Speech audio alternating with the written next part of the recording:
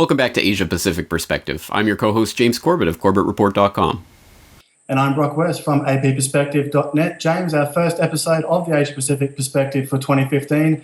And as always, let's roll up our sleeves and hit the ground running. We'll take our first story from channelnewsasia.com with the headline reading, Malaysia PM under scrutiny over wealth and opposition crackdown. Malaysia's premier is under mounting scrutiny for cracking down on opponents, troubles in a strategic development fund, and questions over his family's assets, with even ruling party Conservatives questioning his leadership. Prime Minister Najib Razak took the helm of the multi-ethnic country's long-ruling regime in 2009, promising to soothe racial tensions and bolster democracy. But he is under fire from progressives for abandoning such pledges and from ruling party hardliners over his involvement in 1MDB, a development vehicle he launched that is believed to be in a precarious state. Quote, people are beginning to doubt whether is he the sort of leader who can address Malaysia's problems, said Wan Saiful Wan Jan, the head of Malaysia's think tank Ideas. Malaysia also drew international criticism after opposition leader Anwar Ibrahim was jailed for 5 years last week on a sodomy conviction widely considered politically motivated, the latest in a crackdown on Najib's opponents. IMDb, meanwhile, has missed repeated deadlines to pay down billions of dollars in debts, according to Malaysian media reports, with questions swirling around the whereabouts of huge sums. 1MDB said a $560 million loan payment was finally made last week after a Malaysian billionaire was reportedly drafted in to stump up the cash. Also last week, a New York Times investigative report detailed multi-million-dollar purchases of luxury US real estate by a close Najib family associate, financier Lau Taek Joel, whom various reports have linked to 1MDB. It also said documents showed millions of dollars in jewellery purchases by Rosmah Mansour, Najib's wife, who was widely ridiculed in Malaysia for her luxurious tastes.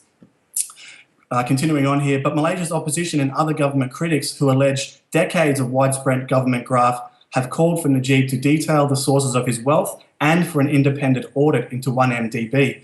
The government is yet to respond with such calls. Fears that the fund could collapse and rattle Malaysia's financial system have exacerbated economic unease in their energy exporting country. James, there are many, many intriguing layers to this story, and it's going to be interesting to see how and where the chips land in the Malaysian political landscape in the near future. But it must be so convenient as a sociopathic elitist leader to have these secret offshore bank accounts and billionaire buddies to help cover up and bail you out of any precarious position that you put yourself in. So what's your take on this story? And as we were talking about just before we started recording, there are many, many different players and layers swirling around Malaysia right now. And apart from the obvious conflict of interest with this 1MDB company that the Prime Minister is the chief chairman of, I can only imagine the other type of under-the-table deals that were struck once this apparent billionaire bailout went ahead. Well, you're right. I mean, I think layer after layer after layer is the way to look at this story. And I know that a lot of people want to look at anything surrounding Malaysia in a very narrow lens. Given the events of last year and the Malaysia Airlines crisis, I got a lot of people contacting me basically saying, well, this looks like Malaysia is being targeted by the New World Order or whoever because of their participation in such things as the Kuala Lumpur War Crimes Tribunal that has sentenced Bush and Cheney and others for war crimes and those types of things, in absentia, of course. That is certainly one of the aspects of what's swirling around in Malaysian politics these days, but I wouldn't say it's the predominant one. And that is related to the former Prime Minister of the country, Dr. Mahathir Mohamad, who was part of the Perdana Peace Organization that, for example, hosted the 9/11 Revisited conference that I spoke at in Kuala Lumpur a couple of years ago. And he is also affiliated with the Kuala Lumpur War Crimes Commission. But he has been in the past a backer of the current prime minister, the one who's now caught up in this scandal, but he withdrew his support last year, and it's not the first time that he's really kind of worked behind the scenes to appoint a successor to him as prime minister and then withdraw his support later on. So there's lots of jockeying in that sense. And then we have this extra layer, which is just a crazy one, of the former deputy prime minister of the country, the leader of the opposition, has just been jailed for 5 years for sodomy under this ridiculous, archaic British colonial law, and only 7 people have ever been tried under it in the last 75 years, one of them being the former deputy prime minister of the country. This is, I mean, to say that this is not in any way politically motivated, I think is disingenuous at best. But then you look at this opposition leader, this Anwar Ibrahim, and he is a globalist through and through. In fact, was the former chairman of the development committee of the IMF and World Bank, or something along those lines. Yes, chairman of the development committee of the IMF and the World Bank, and he meets with William Cohen in the Pentagon and other such things. He's absolutely part of the globalist network and connected with things like that spontaneous opposition uprising we saw in 2011, Bersih 2.0, which turned out to be funded by George Soros. Surprise, surprise. So I'll throw in a bunch of links detailing some of this and saying that basically this is not a simple thing. There is no black and white. There's no good person or clean hand in all of this. This is just a lot of internal Malaysian politics and jockeying for position in the future of the country that's going on right now. And yes, I mean, I have no doubt that this Najib Razak is up to his eyeballs in all sorts of shady dealings and offshore bank accounts and all sorts of things, just like most of these political crooks are.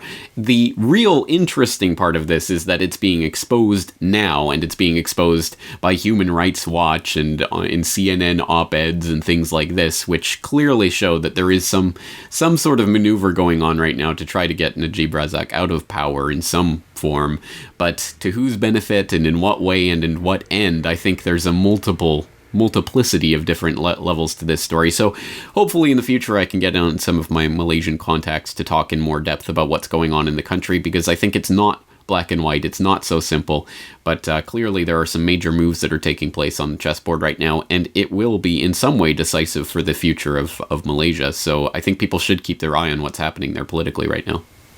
Yeah, absolutely. I think Noel Bowie would be particularly one gentleman to speak to who's always got his finger on the pulse in Malaysia, seeing as he lived there. I haven't spoken to him for a little while, but he would definitely be good to get his opinion on the current situation in Malaysia.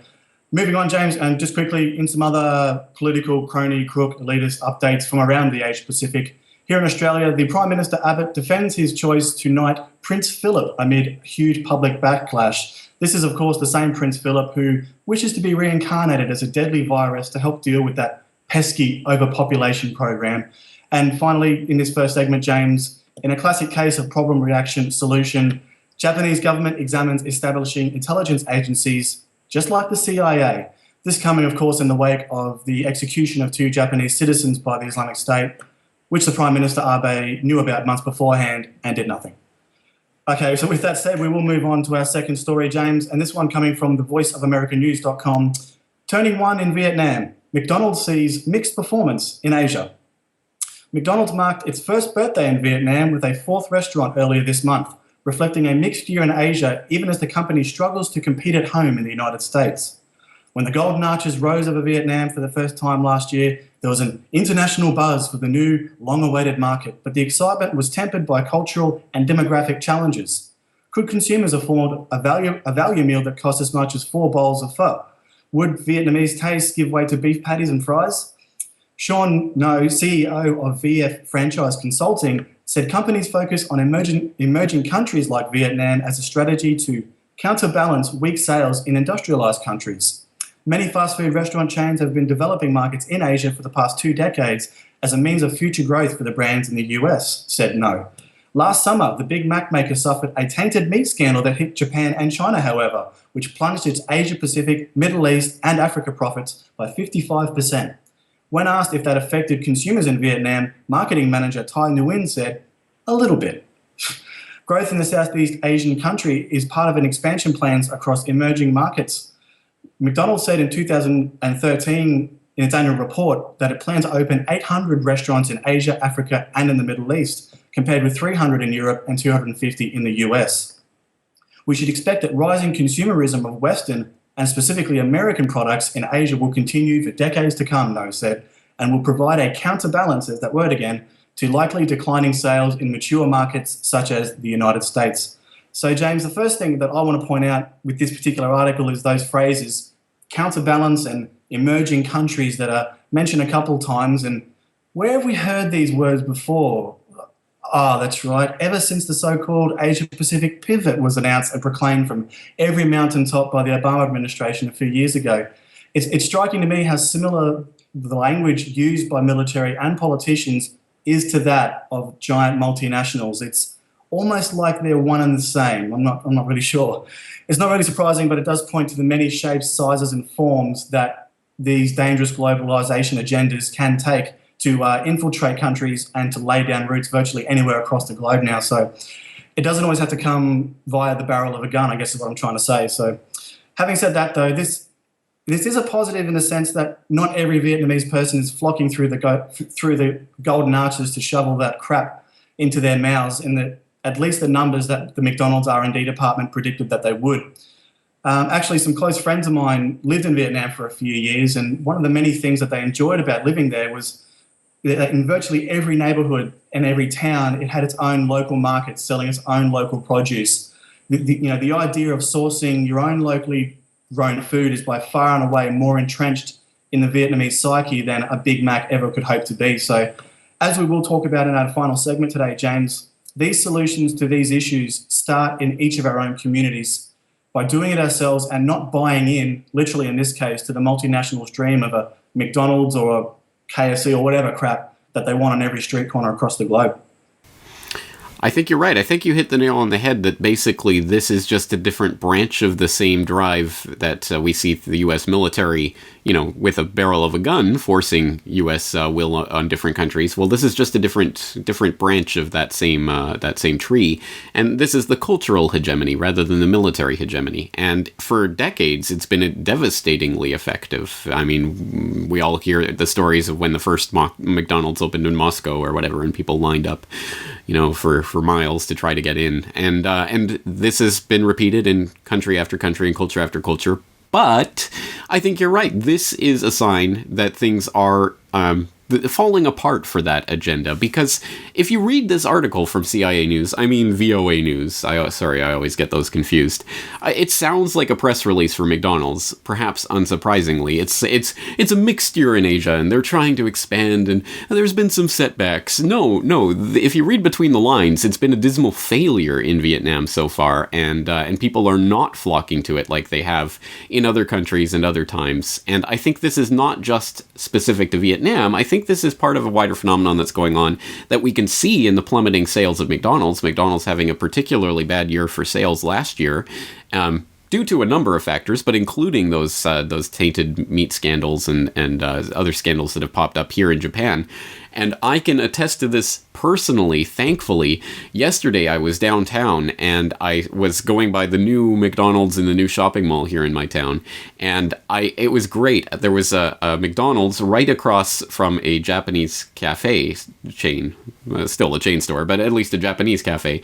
And it was right during the peak time when most people are going to get their morning coffee or whatever. McDonald's almost completely empty. The Japanese chain lined up, people trying to get there. People are abandoning McDonald's here, and I think that's a great thing, and I hope that trend continues, and hopefully that will spread to abandoning the big chains altogether and going toward more independent shops. But I think the cultural hegemony of America is breaking down, and we see that not only with McDonald's and KFC and whatever else. We also see that on the technology front. The latest NSA backdoor revelations from Kaspersky in Moscow, showing, once again, surprise, surprise, all of this hardware and software that's coming out of these US tech firms is infected. This is going to lead to more and more people basically buying from other sources, non-US tech firms. It's a cultural hegemony that's breaking, and a business hegemony that's breaking down on every level right now.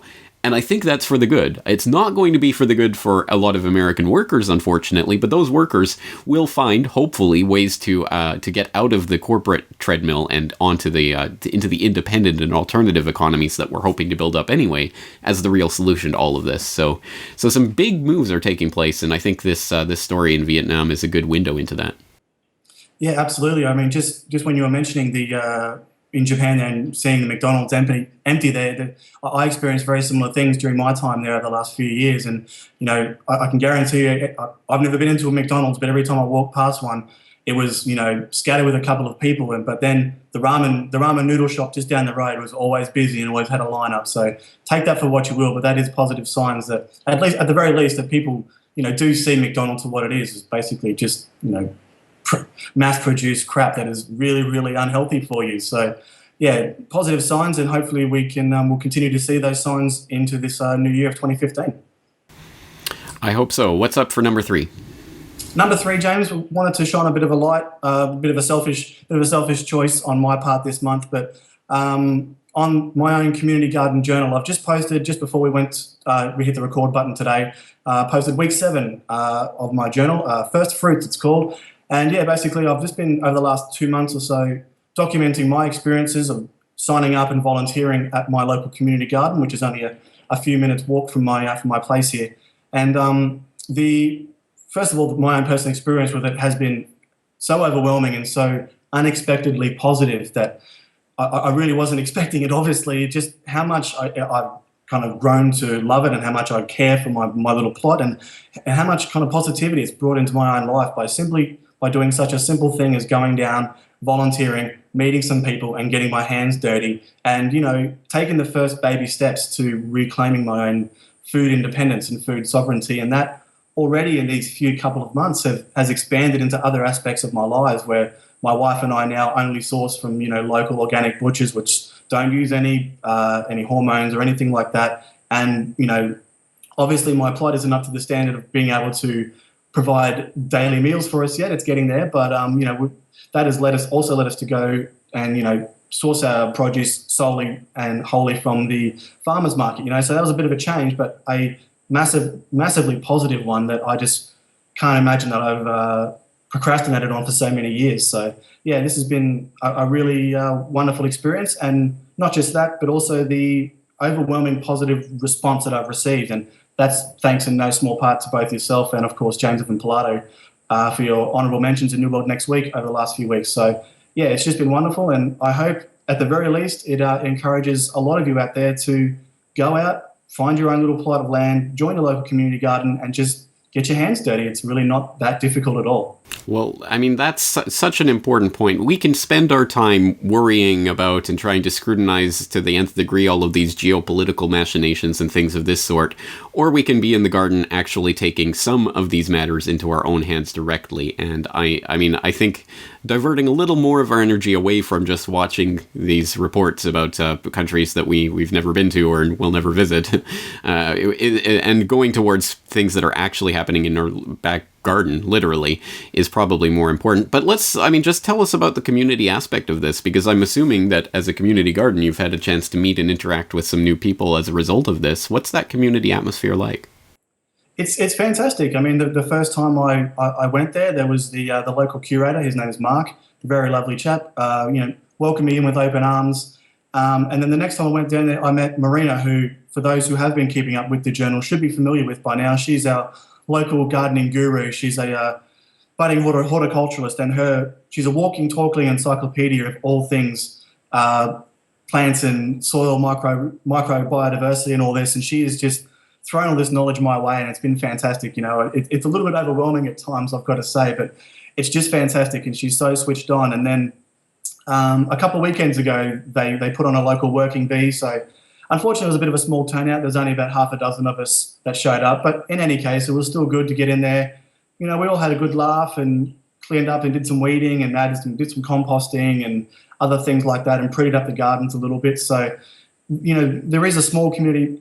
There is a small community aspect there, and it can only grow from there. So everyone has their own little plots, but we also do help each other out in ways. If you do go down to the garden and you see your plot is in need of water, you water it. You know what I mean? It's a kind of simple thing. And a lot of people think that there will be theft and, people stealing stuff, but there's really none of that. It's not that kind of environment. It doesn't harbor and foster that kind of environment. So as I said just before, it's 100% been solely a positive experience for me, and it has introduced me to some wonderful people in this local community that I live in. It's great. Awesome. Well, as people know, I'm going to start doing my own gardening here this year. Probably a lot less impressive than yours, but it's a start. And hey, next time you come visit me in Japan, you can give me some tips with your newly found green thumbs. So once again, my hat's off to you for doing this and for keeping us up to date with it, because I think it is important to put this out there as that example for other people who may be thinking about this or sitting on the fence. It is something that we can do. It's something we can take into our own hands. So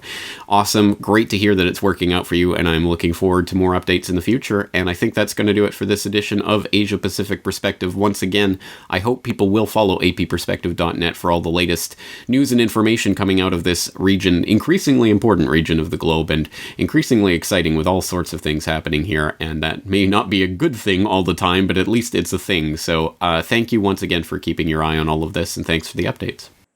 Thank you so much, James. I'm looking forward to next month, mate. I'll talk to you then.